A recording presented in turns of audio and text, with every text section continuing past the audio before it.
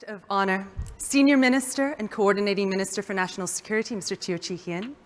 Ministers, Your Excellencies, distinguished guests, ladies and gentlemen, a very warm welcome to the Singapore International Cyber Week 2021. To our guests who are tuning in virtually from all over the world, I'd like to extend a very warm welcome to you as well. I'm Stephanie Bovis, and it's a true honor to be your MC for this event. The theme for this year's SICW 2021 is Living with COVID-19, Reimagining Digital Security Risks and Opportunities. COVID-19 has accelerated digitalization and has since resulted in a growing dependency on technology, which of course has increased exposure to cyber attacks. While a handful of countries are on a bumpy road to recovery, many are still experiencing an increase and resurgence in infections. Living with COVID-19 is a prolonged reality that the global community just has to come to terms with. As public and private stakeholders reposition themselves or recalibrate policies to promote digitalization, what are some of the digital and cyber risks involved, and what can we do to manage them? Amidst these risks, what are the new opportunities available that did not exist pre-COVID-19? And how can countries and organizations leverage these new opportunities? These are some of the questions that will be posed at the SICW 2021, as well as many more. And we're so proud to present a program with our distinguished speakers and panelists, all of whom are experts in their field. And they're here to discuss their views on the future of cybersecurity, avenues for cooperation and innovation during this time of living in a pandemic. To begin the conference proceedings, it gives me great pleasure to invite our guest of honor, Senior Minister and Coordinating Minister for National Security, Mr. Teo Chee Hean, for his opening address. Senior Minister, please.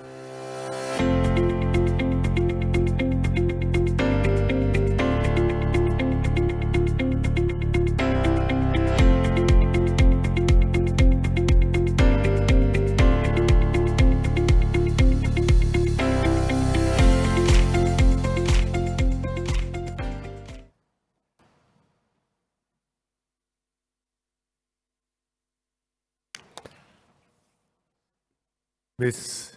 Izumi Nakamitsu, Under-Secretary General and High Representative for Disarmament Affairs of the United Nations, Mrs. Josephine Teo, Minister for Communications and Information, and Minister in charge of Smart Nation and Cyber Security, my colleagues from the Ministry of Communications and Information, Dr. Janil Puthucheary, Mr. Tan Kiat Hao, Ms. Rahaizu Mazam, Excellencies, distinguished guests, ladies and gentlemen.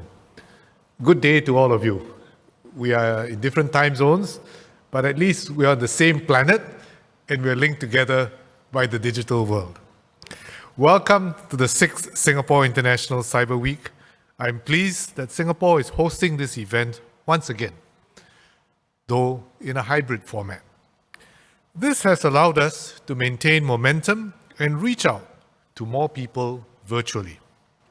I'm heartened that many of you are here in person with me in Singapore's Marina Bay Sands, and we hope soon to be able to welcome all of you to Singapore in person.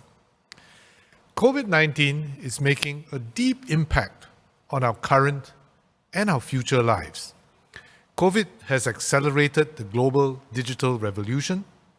Digital technology has helped us to overcome the isolation and the dislocation of quarantine and lockdowns, and to ease into the new normal with telecommuting, video calls, e-learning, online shopping, and digital payment.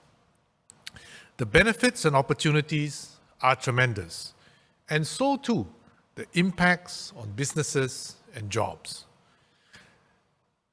and will have a permanent impact on the way we live our lives. The digital industry is constantly reinventing and thriving on innovation, and it's moving fast. It is becoming more inclusive. Every day, more people, companies, and organizations all over the world are engaging in the digital space. It is becoming more pervasive. Every day, new applications and services are introduced, extending into every sphere of our lives, whatever we are doing, wherever we are, 24/7. And we can expect innovation to move at an even faster pace. 5G, the cloud, Internet of Things, data analytics, and AI will bring a new avalanche of devices, applications, and services, taking digitalization to a new level. But connecting more people, bringing in new services, and rolling them out fast bring added risks. They open up a wider attack surface, raise the likelihood, impact, and cost of a breach. Strategies to enhance security, on the other hand, are inherently aimed at stability, conservatism, and reducing risk. Instinctively, the two seem mutually exclusive. And these are real dilemmas that all of us face. Compounding all of these are the geopolitical tensions that are threatening to bifurcate the technology world, further increasing digital risks. We cannot stop progress. It's not possible to press the pause button, create a cyber-secure environment that is integrated, interoperable, and foolproof, and then press the play button again. We are moving too fast. We're living in the real world. We have to operate.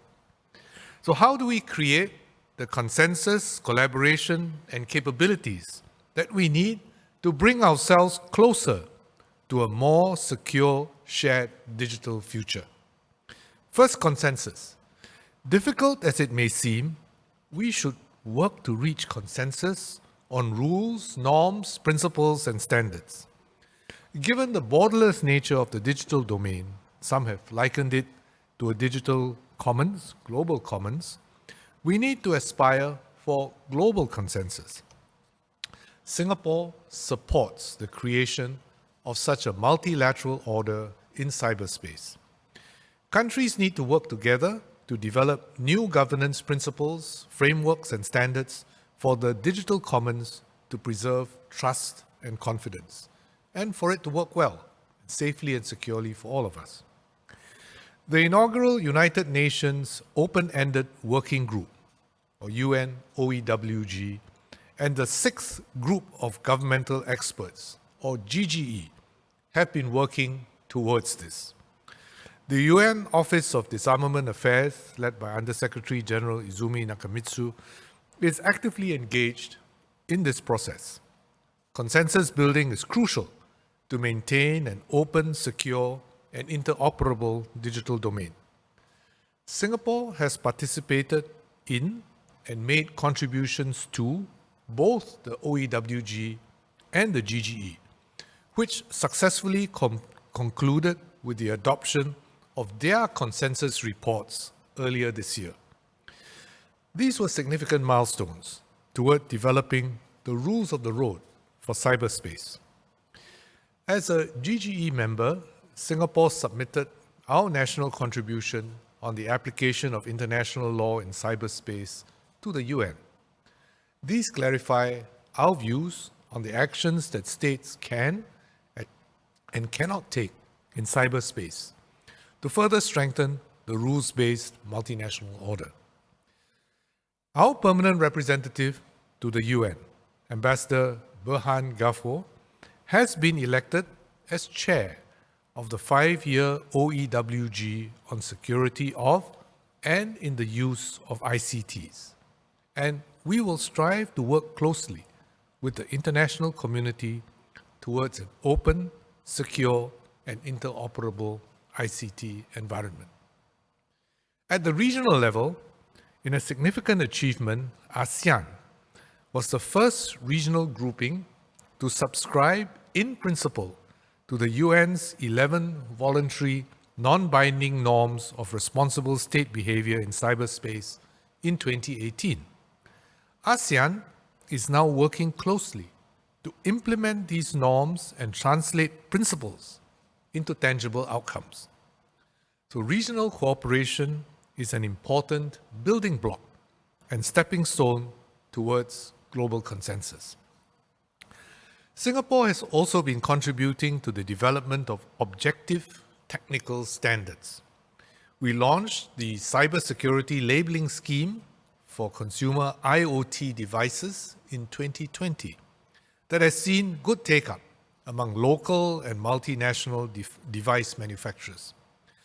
The 4-level rating system builds common understanding of the cybersecurity provisions of a particular product and provides confidence and choice to consumers.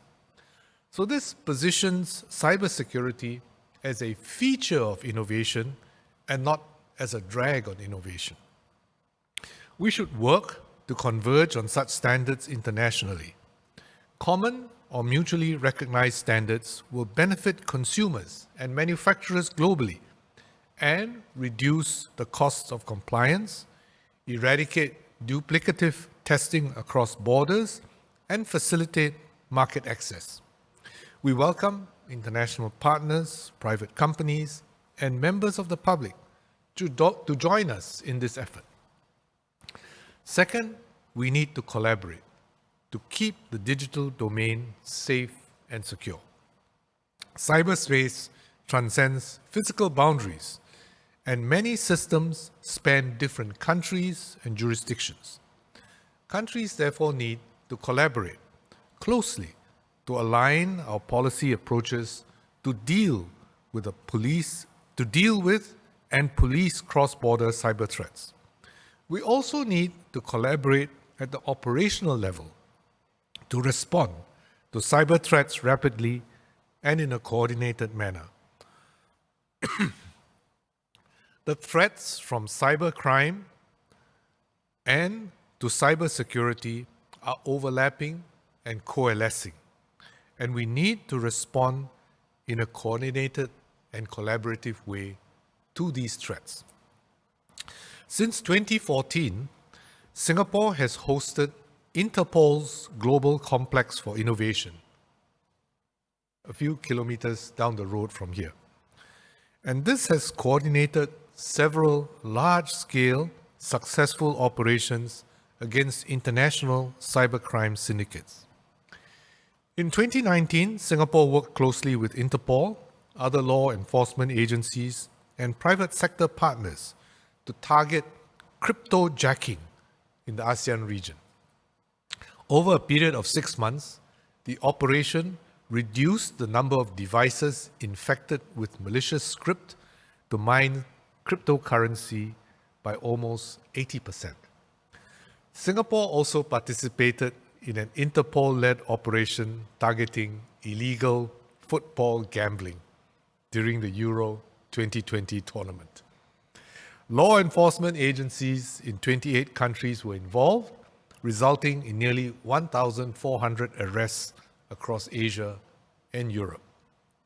And earlier this year, the Singapore Police Force also participated in Operation Hai Chi. This was a transnational joint operation targeting 5 types of cyber-enabled financial crimes: voice phishing, love scams, investment fraud, sextortion, and money laundering associated with illegal online gambling. More than 1,600 bank accounts linked to these crimes were frozen and a total of $83 million intercepted.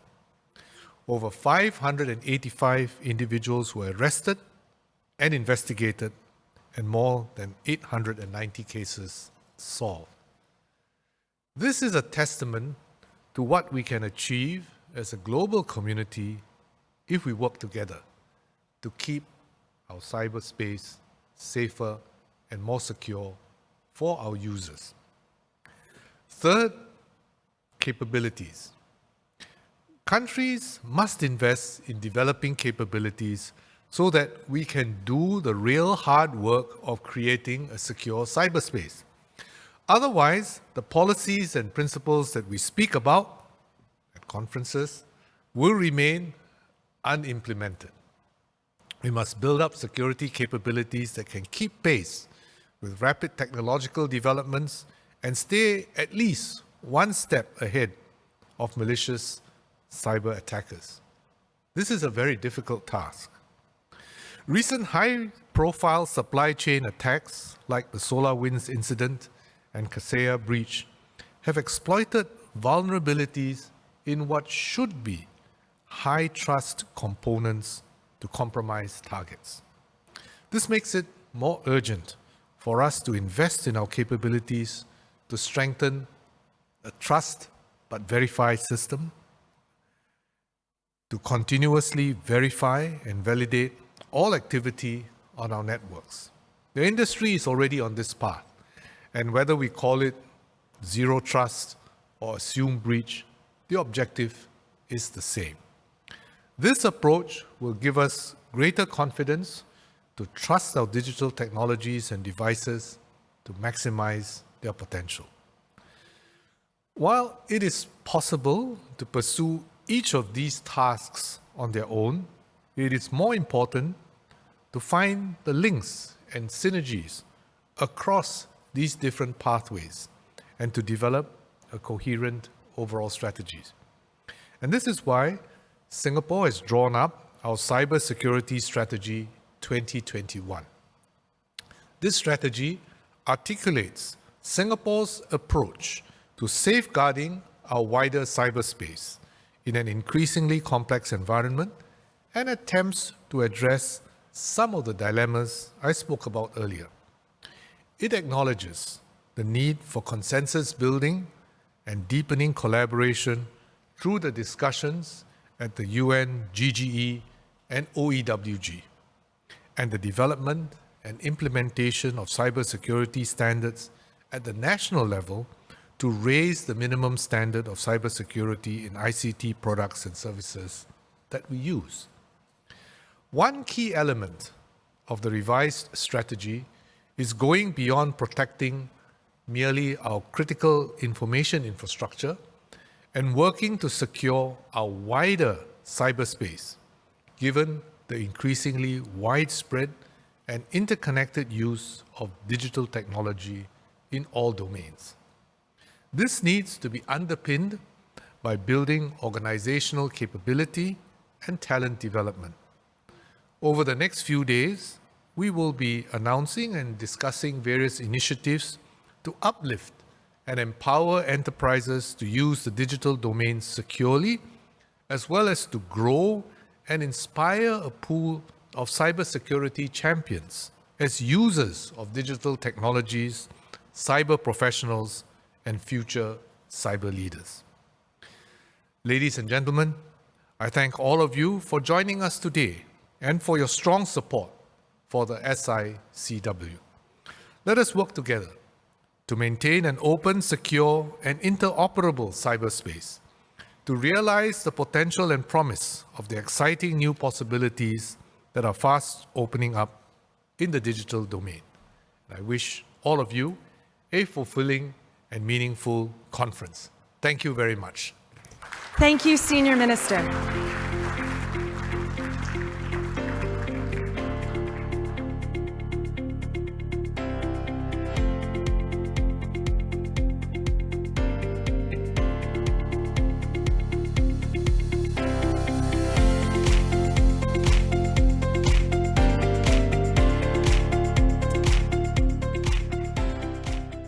We would now like to invite Under-Secretary General and High Representative for Disarmament Affairs, United Nations, Ms. Izumi Nakamitsu, to deliver her keynote address virtually.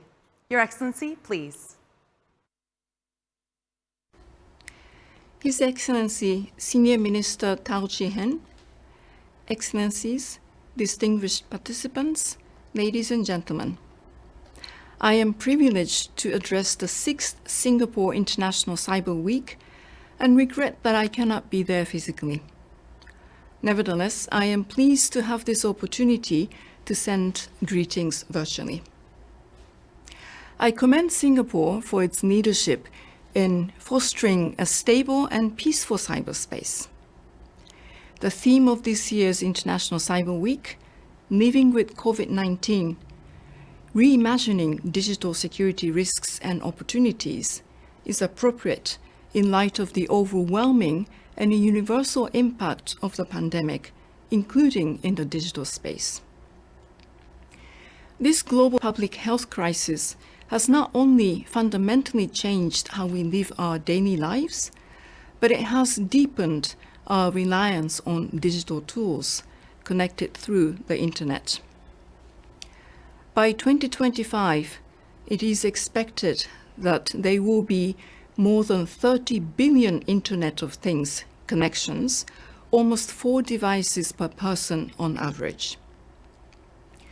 As UN Secretary General Antonio Guterres has emphasized, digital technology is central to almost every aspect of the response to the COVID-19 pandemic, from vaccine research to online learning models, e-commerce, and the tools that are enabling hundreds of millions of people to work and study from home. And as the global community continues to recover and rebuild from the pandemic, digital technologies will become even more prominent. In his report entitled Our Common Agenda, the Secretary General underscores how digital economies and electronic commerce have tremendous potential for job creation. Leveraging digital tools is especially critical as we move through the decades of action with less than 10 years to go to deliver the Sustainable Development Goals. Nonetheless, deepened interconnectivity also brings vulnerabilities.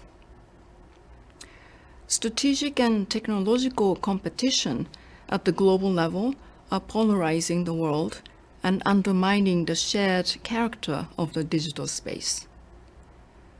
Malicious cyber activities, from disinformation to the disruption of computer networks, pose a significant risk to international peace and security. Serious and urgent ethical, social, and regulatory questions confront the whole international community with respect to the lack of accountability in cyberspace. Of particular concern is malicious ICT activity affecting critical civilian infrastructure. Such infrastructure provides essential services to the public, such as hospitals, power, and water. The COVID-19 pandemic has brought these worries to the forefront as healthcare facilities have faced cyber attacks during a time of such tremendous vulnerability. The Secretary General has drawn specific attention to this issue, calling on the international community to do more to end cyber attacks on civilian infrastructure. Over the past 16 years, following the successful work of several intergovernmental processes established under the General Assembly, states have agreed to be guided in their use of ICTs by an initial normative framework. This framework constitutes a set of voluntary, non-binding norms of responsible state behavior, as well as concrete confidence and capacity-building measures. Member states of the Association of the Southeastern Asian Nations made important contributions to these General Assembly processes, including through the regional consultations held under the mandate of the latest group of governmental experts. With a new open-ended working group to begin its substantive work later this year and continue its discussions through 2025, I trust ASEAN member states will continue to play a very constructive role. At last year's International Cyber Week, together with the then Minister in charge of Cybersecurity of Singapore, I launched an initiative to develop a norms implementation checklist, which aims to assist countries in implementing the voluntary norms of responsible state behavior in cyberspace developed by the General Assembly processes. This initiative takes forward the UN Singapore Cyber Program launched in 2018. ASEAN member states have played an important role in developing this checklist, including through sharing their experiences in norm implementation. My office looks forward to close cooperation with the ASEAN Singapore Cybersecurity Center of Excellence under the UN Singapore Cybersecurity Program in taking forward this initiative, building on the outcome achieved in 2021 with the conclusion of the open-ended working group and the latest group of governmental experts. While good work has already been done, the international community is at a critical juncture. We need to collectively decide how to continue to manage digital technologies in accordance with the global values we strive to uphold. States carry a primary responsibility for maintaining international security, including in cyberspace. However, as digital technologies permeate every aspect of our societies, it is important that other stakeholders bring their unique perspectives and expertise to ensure digital peace. The UN stands ready to continue doing its part to support the maintenance of an open, secure, stable, and peaceful ICT environment for the benefit of all. I trust that your hybrid discussions will be constructive and engaging, and I thank you very much for your attention. Thank you, Your Excellency.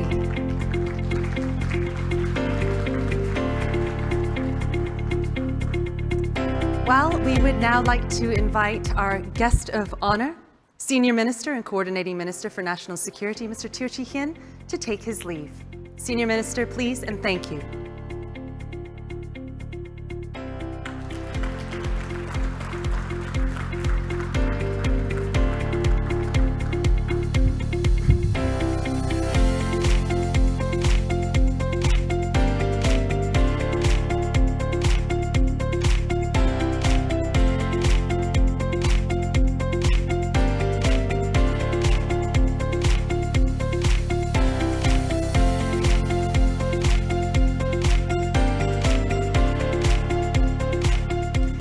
Ladies and gentlemen, we've come to the end of the opening ceremony. We hope that you've enjoyed yourselves so far.